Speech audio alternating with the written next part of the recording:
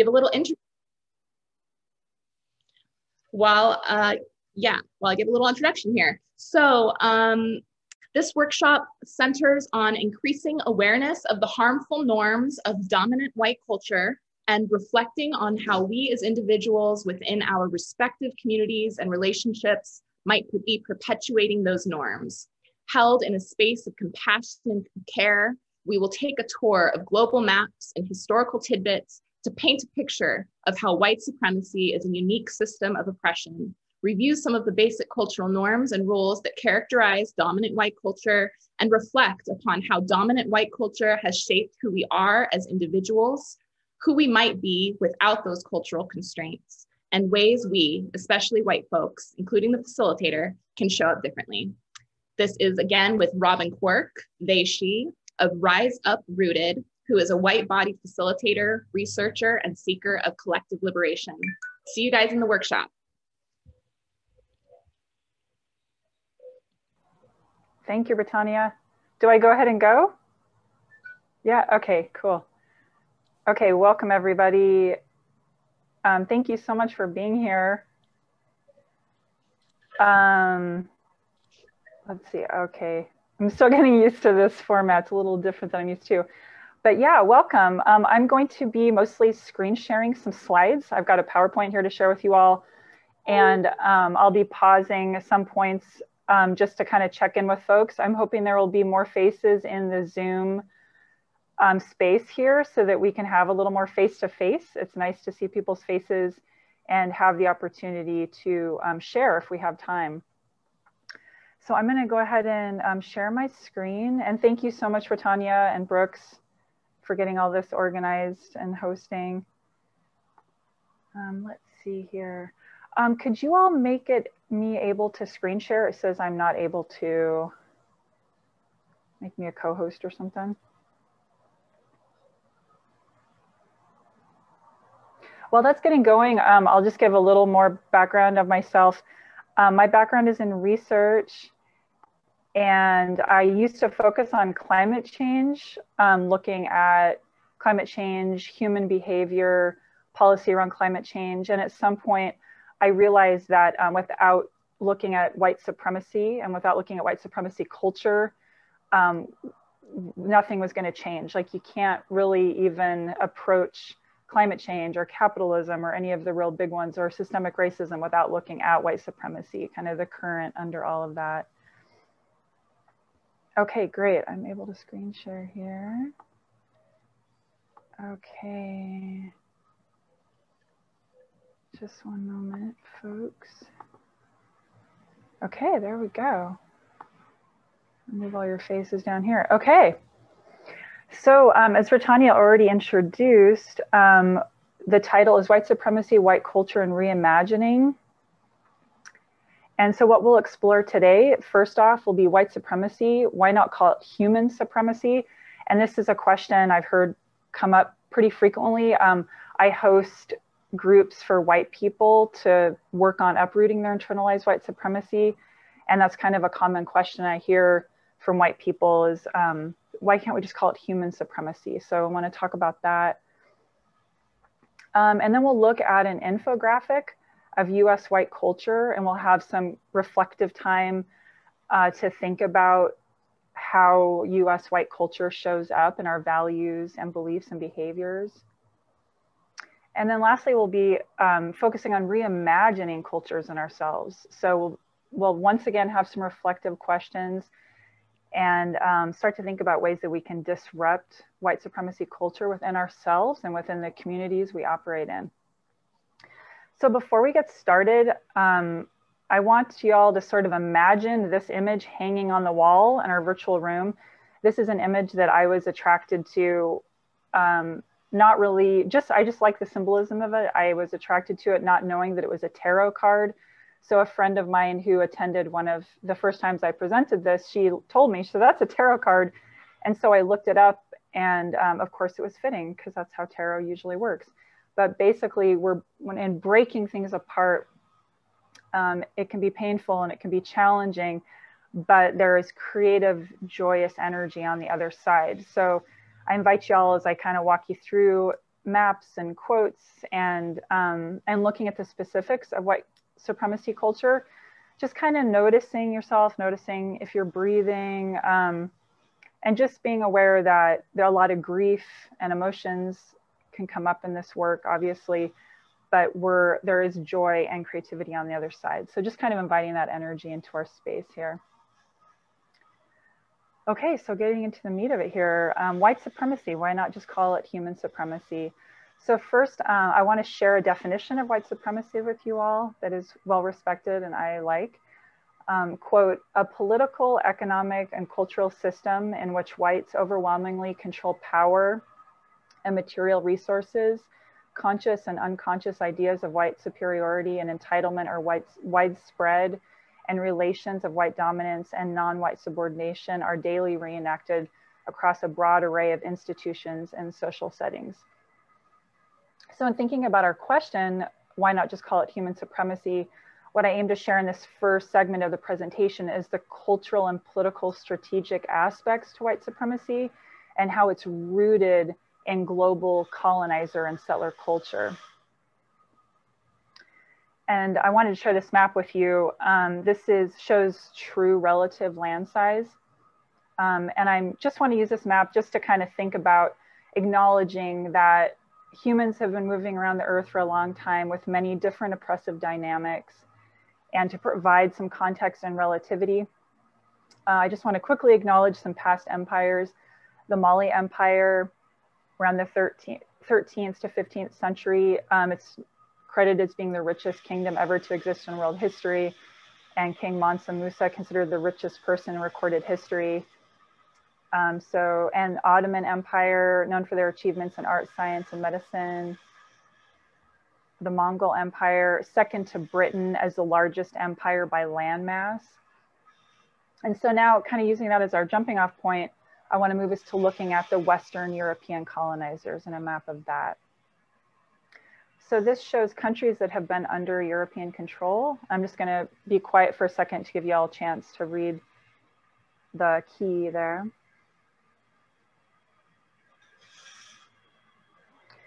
And the quote here, few non-European countries completely escaped colonization or some immediate form of European control. And next I'd like to bring into this space somebody who is a teacher. He doesn't know me, but I follow him and I've learned a lot from him. His name is Bayo Akamalafe, and he is from Nigeria. And I heard him speak just like about a month ago, actually, and he was talking about in Nigeria when they gained independence from the British around 1960, how he talked about how we partied in the streets, took down the Union Jack flag, but we left the flagpole up. And as his friend said, even though we beat the colonizers at their game, in some ways we lost because of this sort of sticky culture that was left behind. And so I want to take some time here to look at some of the sticky culture that's been left behind on Earth. So first of all, looking at majority religions by country. So you can see here, countries are colored according to the majority religion, and the darker the color, the more saturation. That represents a greater prevalence of the majority religion. So you can see that red is Christians and how much that spread across the globe.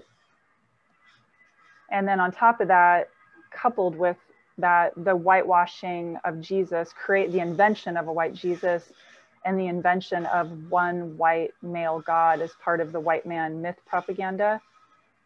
And quote, European powers such as Belgium and Great Britain use Christian evangelism and cultural erasure as tools of pacification in order to gain economic resources. And looking at official languages by country in the world, and I circled the Western European colonizer countries just to kind of show the scale, which would even be a little more dramatic if the land was to scale.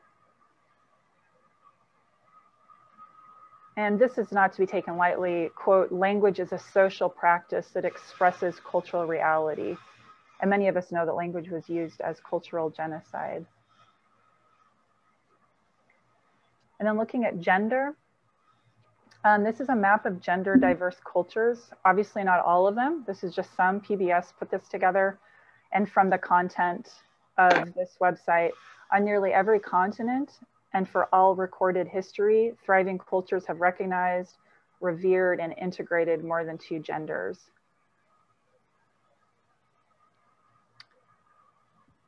So that which spread and stuck is part of a unique method of oppression. And this is something that I sort of stumbled upon in my research. I know it's not new to probably many of you, but so that unique method, it was the world's first institutionalized and scientifically, supposedly scientifically based bloodline supremacy. So quote, "I do not claim that prejudice and bigotry are invented in the West. I claim that the specific forms of rationalizing these prejudices and attempting to base them in systematic abstract thought were developed in antiquity, ancient Greece and Rome, and taken over in early modern Europe." So for example, Hobbes. "Nobody will deny that racism as an ideology developed in Europe." And here's another quote I want to share with you all. "Finally came the age of British colonial rule. This brings forward the first accounts of discrimination based on color and the system of color-based oppression becoming institutionalized. The British, who had fair skin, began preaching their idea of being superior and more intelligent as a race, and hence meant to rule over inferior humans, all of whom basically had darker skin color." And over the last couple of years, I've come to understand and learn about binary thinking, and that it was a white culture thing. And in doing this research, it really sunk in for me that creating binaries is actually the foundation to white supremacy strategy. That it's the foundation, I believe. And so the British colonizers had to find ways of separating us, separating people by creating, inventing strict categories of division that didn't and don't really exist. So I want to look at some examples of how colonizers injected other communities and peoples with this poison. So India and England, quote, "The birth of caste is directly linked with the census operations in colonial India." Another quote, "During the 1900 census, Sir Herbert Risley introduced the classification of physical types, and the results have brought order from chaos." That quote being from a 1910 review of, this is Risley right here, of his work on how he reorganized and created this physical trait caste system. And here I've got, this is an image of, he was into measuring noses. That was one of his things. And notice in his portrait how he makes the angle of his nose very clear here. This one was a real surprise to me. I really recommend this paper that I quote here called "The Myth of Global Ethnic Conflict."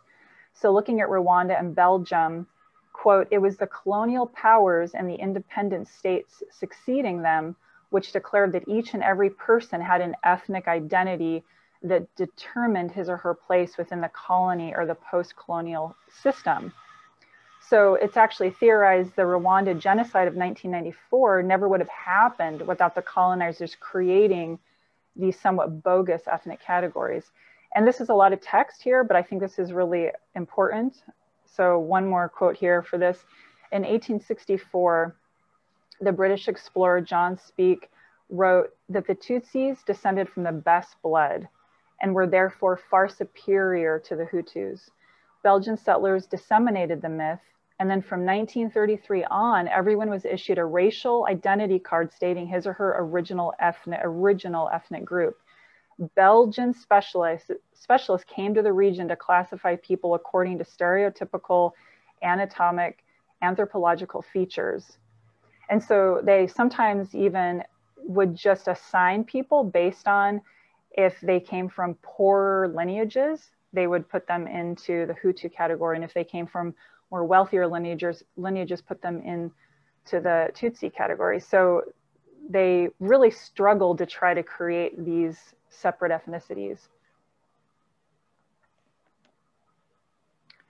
So from colonization, from the colonizer culture, we have what birthed out of that settler colonialism, who are actively displacing the original people of the land, like me right now in the United States, Canada, South Africa as a few examples. So let's take a little turn. Let's go in that direction now.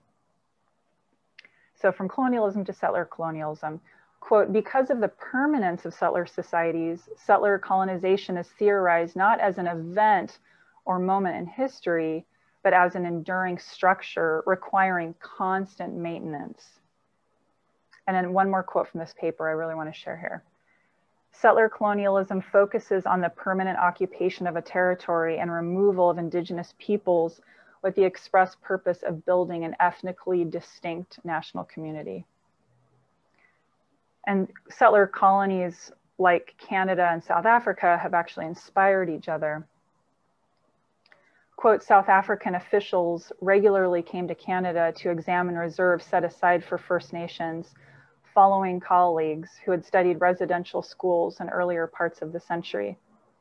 And this actually, this might represent my historic ignorance. I didn't realize even that South African apartheid was supposedly post-colonization.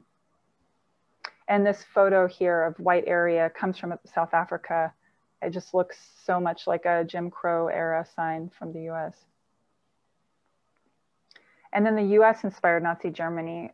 This book, Hitler's American Model, writes about that. And then this article, 2017 Atlantic article, quote, what America taught the Nazis. In the 1930s, the Germans were fascinated by the global leader in codified racism, the United States. So before we move on, I want to kind of use this as kind of a pause moment. Just kind of noticing if you're still breathing. I want everybody breathing. And just maybe taking kind of a deep breath for a second. Maybe even stretching a little bit. When I researched these slides, and I'd spend a lot of time focusing on topics of whiteness and racism, and somehow putting all of this together and looking at the global perspective, I ended up having a lot of grief come through. So I just really want to respect the depth of this. Okay, so I want to summarize before we move on to the next section of the presentation here of what I attempted to get across. So the British and other Euro colonizers were disturbingly prolific on the globe. They brought systematic, institutionalized, and scientifically based bloodline supremacy to the world, supposedly scientific. Light-skinned Euro men with power force, and I make that present tense, force others into categories and then decide their place on the social and economic hierarchy with rules always able to change. Settler colonization is now and requires constant maintenance and complicity from the settlers. And so this really is a segue into the next part. And the big question that I've been asking myself as a white person, and I'm not saying that this only lives in white folks, but my experience as being a white person, I focus on helping white folks help us get caught up with our role in this and how we are complicit in helping maintain this. So these two questions are really big ones, what I'm about to put up on here. And I just kind of invite you all to kind of keep them with you. And I mostly am talking to white people here, just because that's the realm I know. So how does settler, and also because of the potential harm white people have to cause. So how does settler colonizer culture live in my cells, come through me in my values, beliefs, and my everyday interactions with other beings? And how might white supremacy colonizer culture and propaganda influence my sense of self, my sense of how important I am or how important my opinions are, how much space I should take up? If I am near white male power, how I'll contort myself and change myself to try to play the game. So those are just some overarching questions that I just kind of want to put out into the ethers. So for this next part, we're going to kind of step back a little bit and look at some more kind of fine-grained specific values and norms of dominant white culture in the US. And after working with white folks for the last couple of years, I know that it can be easy to collapse into shame. I also know that I used to come from a place of inflation and thinking I'm a good white person and they're bad white people, and that kind of division of pointing the finger.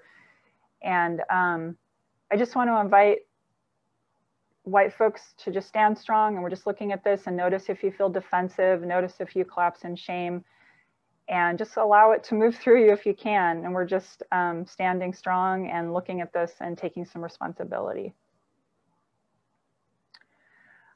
So the list of cultural characteristics here, this infographic, it comes from the Smithsonian National Museum of African American History and Culture.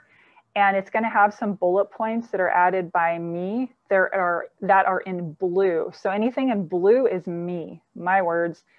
And it is called Aspects and Assumptions of Whiteness and White Culture in the United States. And I also want to point out that if you look at these individual aspects, they're not necessarily individually unique to cultures. You know, you could say, oh, well, that culture does that, or that culture does that as well.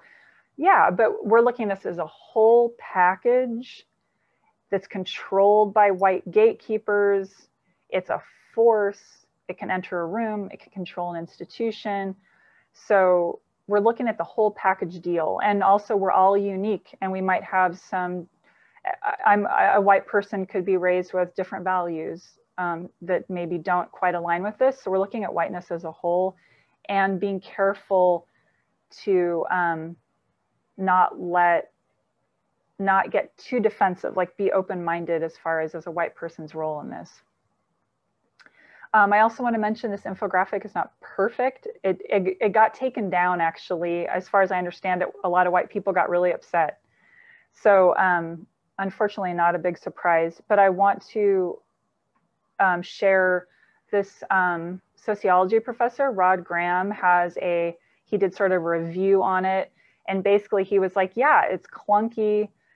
He called it crass, kind of a crass bullet point, but he points out though that white folks are not used to being in the Petri dish, and that we as an American culture has been doing that to other cultures forever. Dominant US culture has been doing that to other cultures forever. And he says it even happens to me now, where white people say, well, tell me about the Black community. So we're just going to take it as it is in its imperfection. And it also might seem a little overwhelming at first. So I'm going to mute myself and just give you all some time to just read it over, soak it in. And then I'm going to kind of drop in some questions to kind of help in the reflection process. And also at this point, I'll make sure to check in. See, I haven't looked at the chat yet. Oops. Okay, so I'll kind of keep an eye on the chat here too. So if there's something that is on your mind, or a question, or something where you're like, wow, that one really surprises me or really hits home, feel free to pop that in the chat. Okay, here you go. And I'm going to mute myself, give folks time to look it over.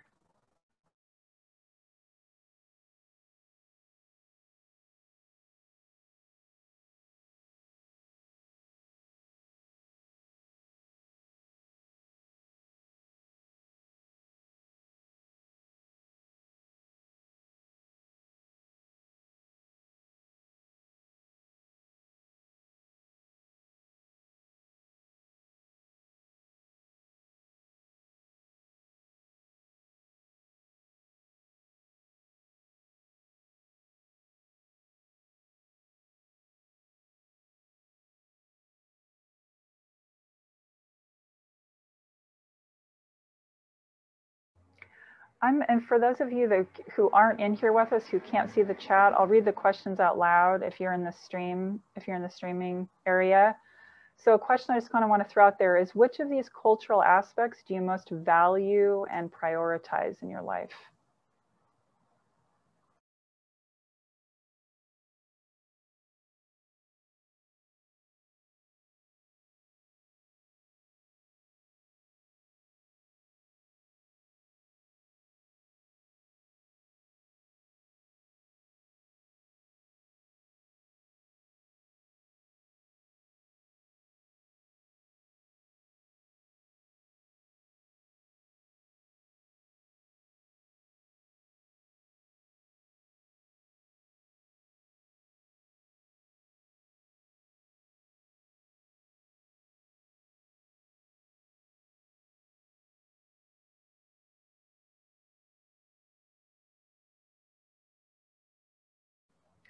Thank you for sharing, Stephanie. I see, as far as which of these cultural aspects do you most value and prioritize? Self-reliance, planning for the future.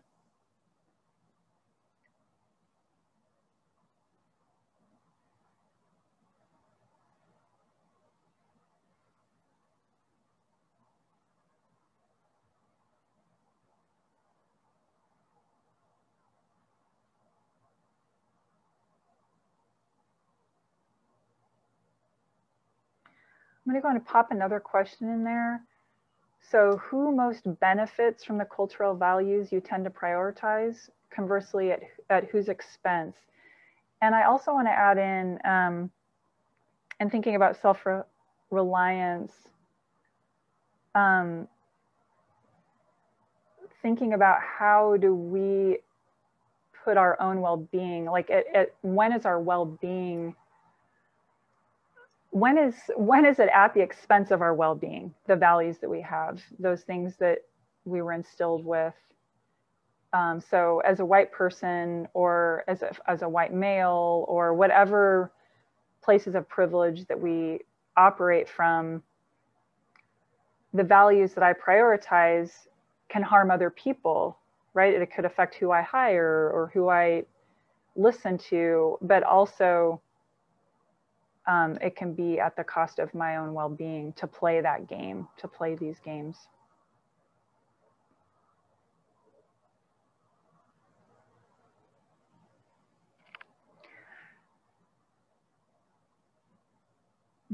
Britannia says, I can really see myself in the Protestant work ethic and justice and aesthetics. Oh, yeah. And actually, thank you so much, Britannia. It's also making me think of how these show up. I know justice, this is a separate section, but the word justice made me think of, in the social justice movement, how do these show up?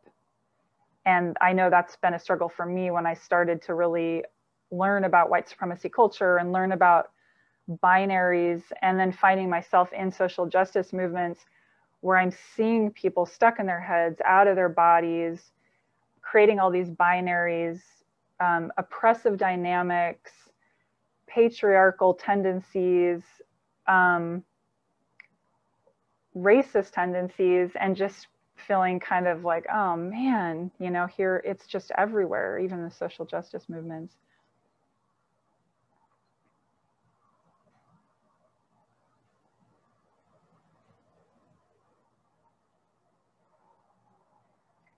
Yes, thank you, Stephanie. Stephanie, can you share with us are you white? Okay, full disclosure, I know she's white. She's my sister.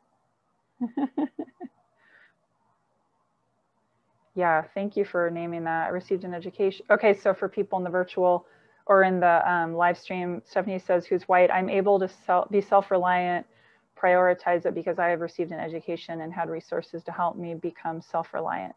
My privilege opened doors that allowed me to feel self-reliant. Yes, thank you. I'm going to pop in another question here. How do your experiences with these values and characteristics inform how you judge others and how you judge yourself?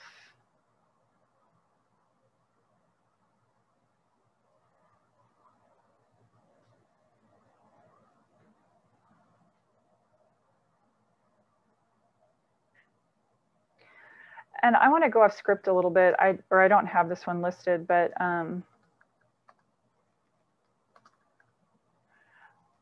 I guess I'm curious, are there any of these that just really surprised you? That this is a culture thing and not a just what is?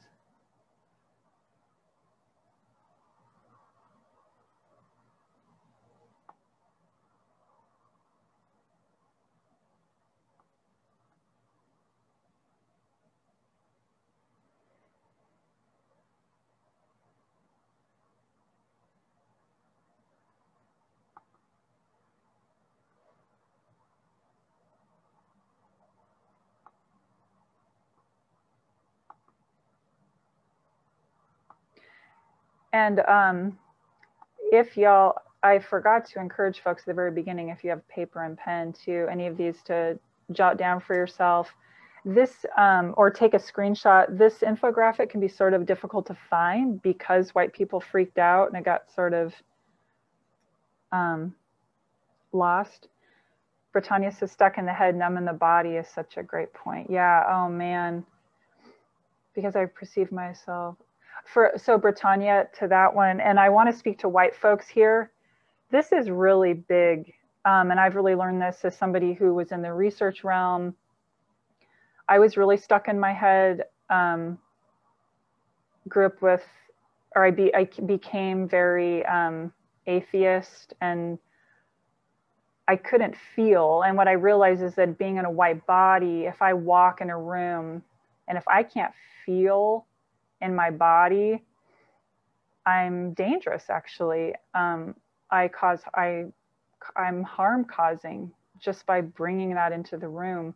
And so, I've got some prompts in the reimagining section of this, but as a white person, I've come to realize what's the best thing I can do? The number one thing to do is to have a daily practice of reconnection, connecting, because white supremacy is a culture that comes out of trauma. Hobbes was traumatized. And people that were attracted to his words were traumatized. And it's a culture of disconnection everywhere. It's all about disconnection. And so I need to get connected. I need to get in my body. It's my responsibility as a white person. And once again, I'm centering whiteness in this place because white people need, this is the one place to center whiteness, is being aware of your whiteness. And Stephanie says it can shake an individual's whole sense of identity to acknowledge the role that white privilege has played in their own individual accomplishments. Yeah, it can really shake a white person's sense of identity. Yeah, it's true. So I want to think about thinking back to perpetuating colonizer ideas of separation and hierarchy. I want to pop this question in the chat here.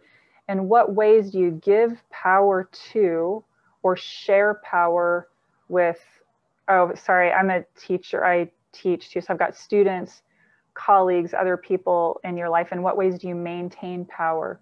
So white supremacy culture, we're constantly, as a white person, I feel like I can fall into that constantly trying to prove that I'm a good white person, or with my family or with my job, or my society, we try to prove that we're valuable, we're of value.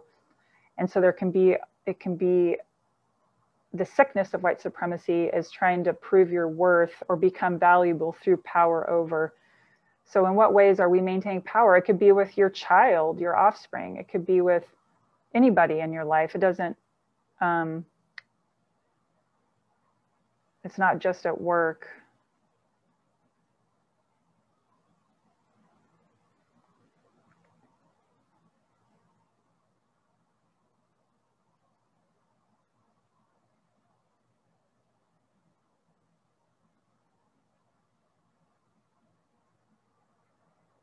And this, I'm aware this is sort of a bit of a question dump. I encourage, if anybody, I'll make sure and share my email at the end. If anybody wants to contact me, I'm happy to share these questions. I think they're valuable to bring to work or communities. So I really wrestled with this one, honestly, because I feel like gender, I don't want to let people who've been socialized as female white women to kind of be let off the hook here. But I also think it's really important to kind of mention white cisgender men. So this question, if you're a white cisgender man, how might white male supremacy propaganda influence your sense of self-importance? And I felt like bringing this in because I feel like if I believe in souls and soul goals, and I feel like people who manifest as white in America, one of our big soul goals is humility, you know, getting to humility. And I struggle sometimes with white cis men not showing up to a lot of the white, uprooting whiteness facilitated groups that I work within. I just don't see a lot of white men showing up, and I just kind of ask white cisgender men to just kind of take an extra look, how that's affected your level of humility. And then one more question before we move into reimagining. And this has been talked about a lot. And so forgive me if you're like, yeah, I've already read 5 articles on this. How does dominant white culture inform expectations of professionalism at your place of work or school, et cetera? And this is something that I kind of continue to notice. It's not quite as basic as I thought. There are a lot of, you know, like what spelling errors, or what is it, the King's English or whatever.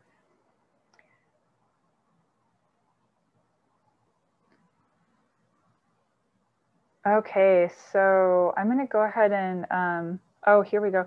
Timeliness, speaking up at meetings, independence. Yes. Thank you. Yeah, and I've been kind of thinking too about,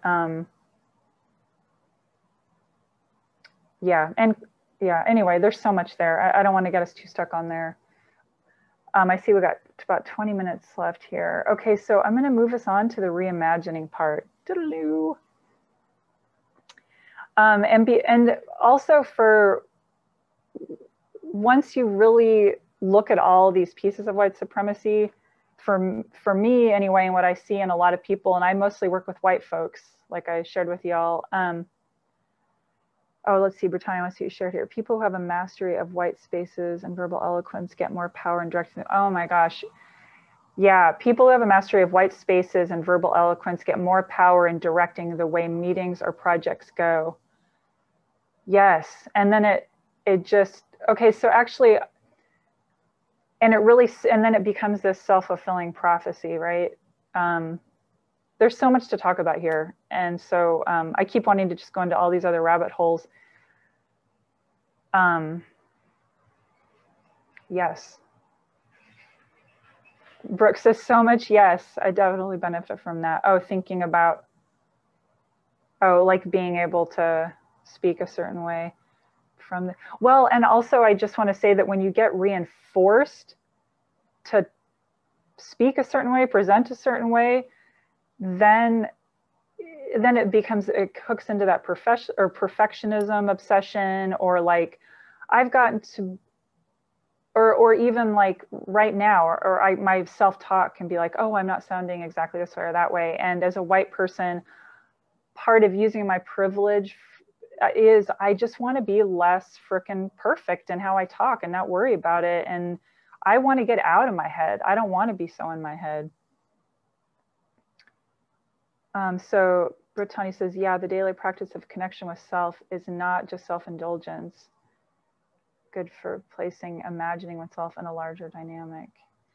And with white supremacy cannot survive if we're aware of our interconnection, because that takes care, capitalism goes away, climate change goes away, racism goes away. It can't survive. It's kryptonite. Brooke says, I try to use it strategically to dismantle white supremacy, and it can also be entrapping. Yes. Sam says, can I say though that we're talking about white verbal eloquence because, okay, and Britannia, that was Eric from the stream chat, daily practice connection. Ah, got it. Okay, thank you. Okay, so Sam, so we're talking about white verbal eloquence.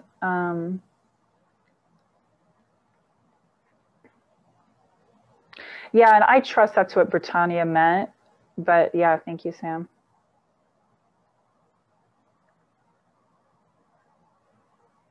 So I want to get in the space here, Rev Angel. So she wrote Radical Dharma along with another book that I can't remember the name of it. And the title was so tiny, I didn't put a screenshot in here, but you can Google her. She's another one of my main teachers. Britannia says, oh, Radical Dharma, my heart. Yeah, Rev Angel. Yeah, she's so awesome. I just love her. So I saw her speak recently, and she also honors Ramadan. So she had been fasting for a while. I mean, she's always such an incredible speaker, and she was just so cracked open. And she was talking about white supremacy as this big lie, and it's the cement of white supremacy and how we're looking for cracks in the cement. And so we're not taking on the whole entire thing. It's where do you have wiggle room to create that crack for new life to grow through. And then I was thinking about how, you know, all those cracks connect. And so we're working together in connecting the cracks to birth something new. And even little things are often big. And since I mostly work with white folks and with white culture, being like, well, what do I do? You know, what do I read? Instead of that embodiment piece, it's more just how do you show up in a room? How much room do you take up? How do you treat cashiers? You know, and that this is so important for white folks to get free of the lie of white supremacy. And from that same talk from Reverend Angel, even though she was talking to everybody, but then she specifically took a moment to talk to white people, she said, we need you free because you know what, white folks, when you're not free, you're dangerous. So for this next part, I'm going to pull this back up again. For the first question, I'm going to pop in the chat here. So what aspects of white supremacy culture would you like to change, let go of, and transform in yourself, your family, and in your communities?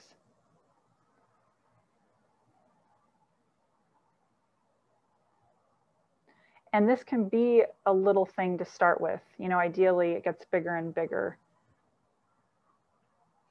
And to put it in another way here, referencing Rev Angel, where is there wiggle room for you to make space for a new way of being? Where can you find cracks in the cement for life to spring out? What do you want to give life to?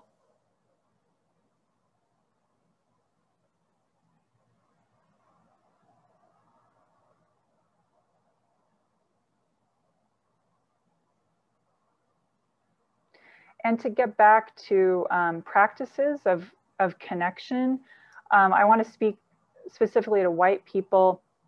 So whiteness often shows up in the form of tightness, disconnection in the body.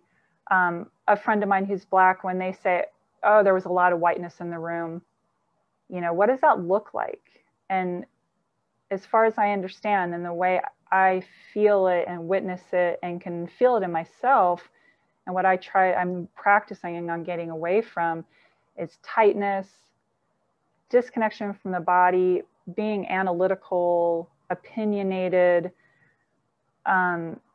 inflated sense of self, So what practices might you incorporate into your life to feel more connection and ease with yourself and others? What practice might you incorporate into your life to work on grounding yourself in humility and not feeling like you have to prove you're a good white person, because that actually, ironically, can cause a lot of harm?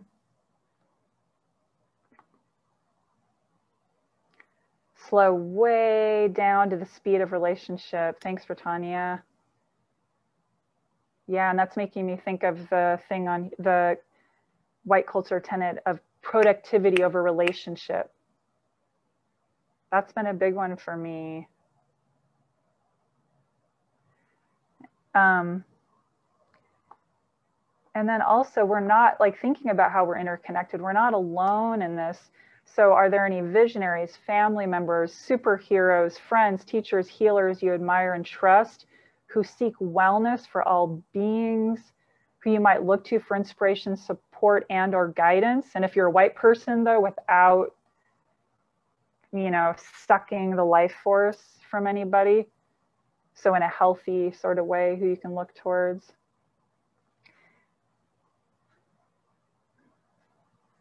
Stephanie says, it's been helpful to me to think about not looking for aspects of my work life that white privilege is baked into, but changing my mindset to be that the assumption is that it is interwoven into everything I do. Yes. Thank you. And then also in thinking about who in your life might be willing to join you in this process of letting go and transforming white supremacy culture. I say at your place of work or a school, but also within yourself, you know?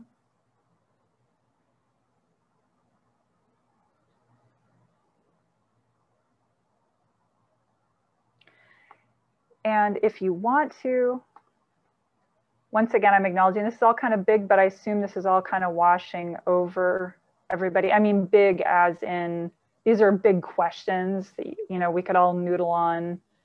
We will be noodling on for forever. So I invite you all, if you want, name at least one tangible action or way of being that you could change or implement in your work, family, social communities that will invite culture change.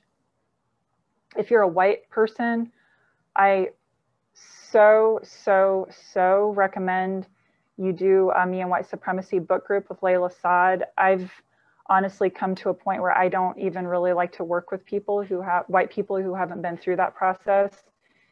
If a white person really does the work of what that book asks, it humbles and kind of breaks things apart a little bit, and then you can rebuild from there.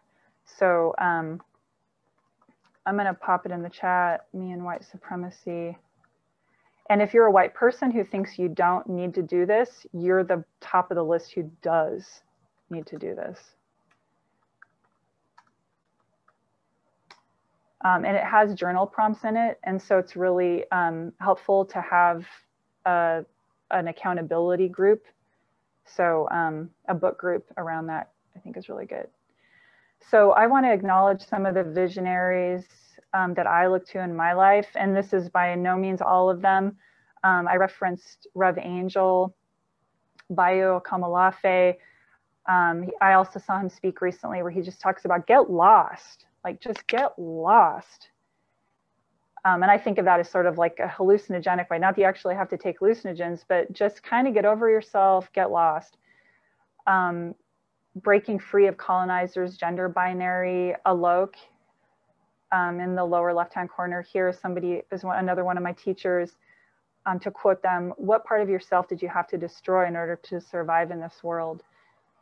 And then also Tamira Cosette talks about the white supremacy culture is rituals of disconnection. And so what are the antidotes to that? What are the antidotes to the rituals of disconnection, of that hierarchy of better than, less than, I know more than you, that separation? And as a white person, I've learned that I need to embrace other white people and do some of that work of helping us be more self-aware and not to reject other white folks. So I am going to, on my next slide, I'm going to pop in for the tip jar for me. Oops, the link goes to, oh shoot, I can't pop it in here. Oh no, I can put it in the chat. It goes to Street Medics, Eugene. And if you include a fire emoji, it will go towards N95 masks for unhoused folks for when the fires will likely hit, the smoke will get here. And also feel free to email me if you want any of the resources or the list of questions, or if you want to be on an interest list for my Rise Up Rooted. We do groups for white people to work on uprooting their internalized white supremacy. So I'm going to stop sharing and say thank you so much, everybody.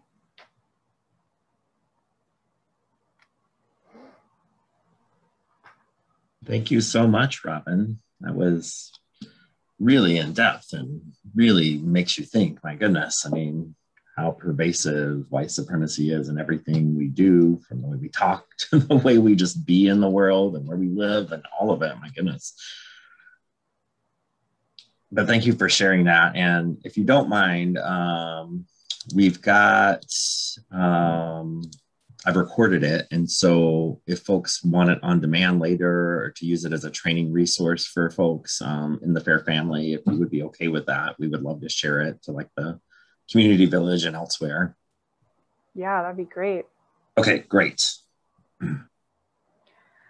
Since we have a few more minutes, is there time if anybody has a question or anything, or is it good to allow spaciousness for the 1 o'clock?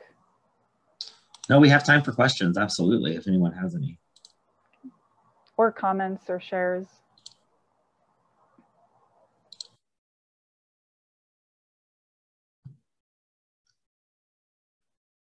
Let's see here. We have a thank you from Anne, and a thank you from Britannia, and a thank you from Stephanie.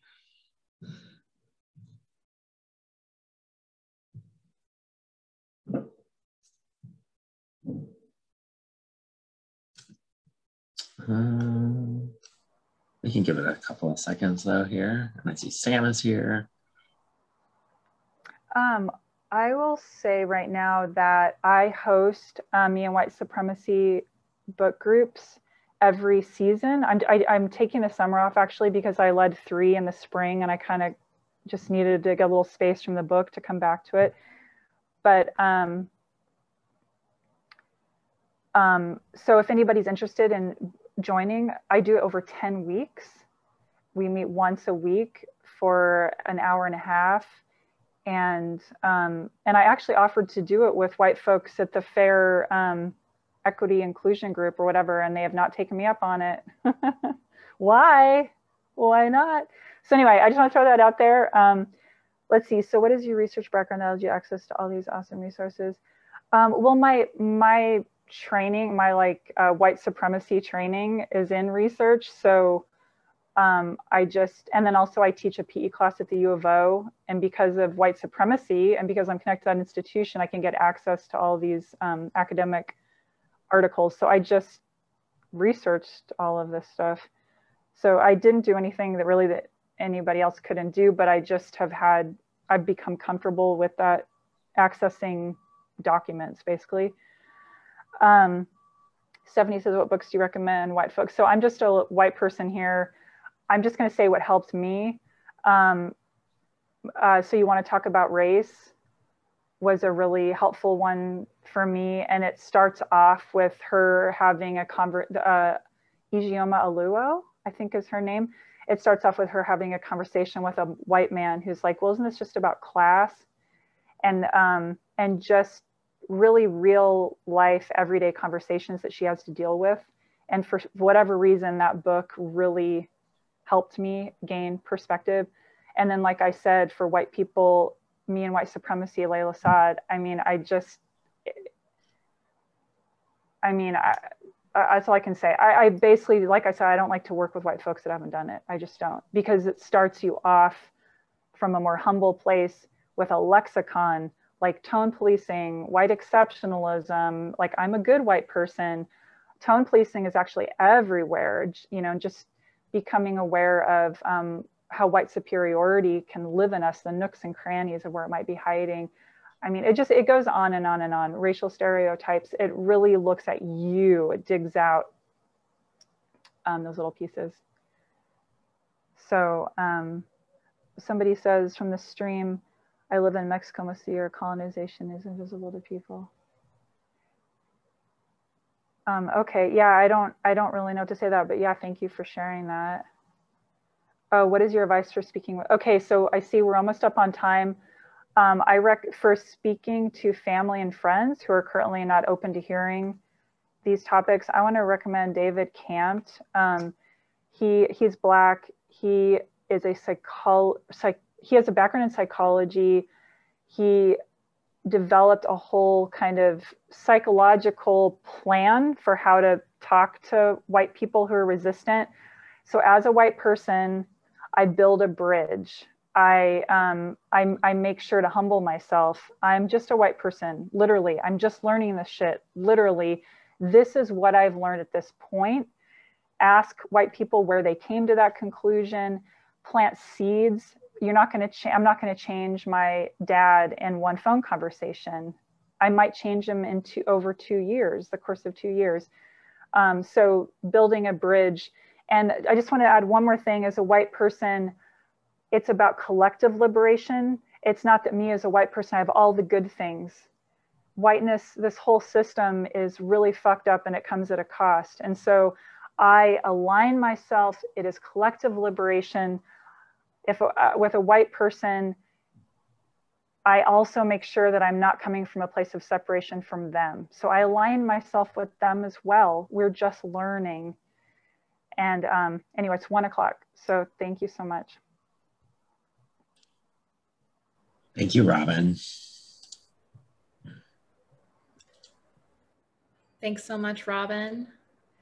Hope to see you again this weekend and look forward to staying in touch. Cool. Thank you so much. Thanks for having me. Okay, bye. Bye.